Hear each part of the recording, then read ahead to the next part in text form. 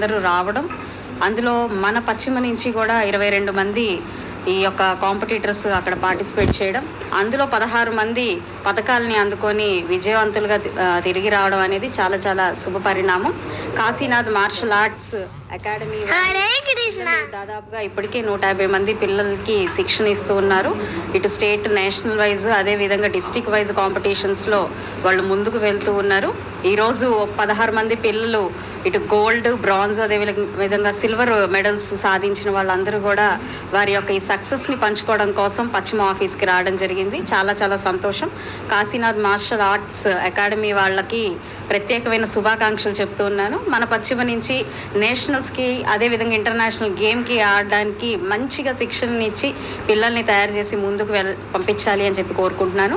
ఇందులో ఆడపిల్లలు అత్యధికంగా ఉండడం ఇంకా విశేషంగా కనిపిస్తుంది.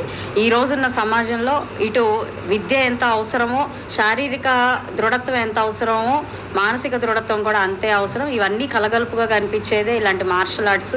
కాబట్టి ఇందులో ముందుకు రాణించడం అనేది చాలా శుభ పరిణామం.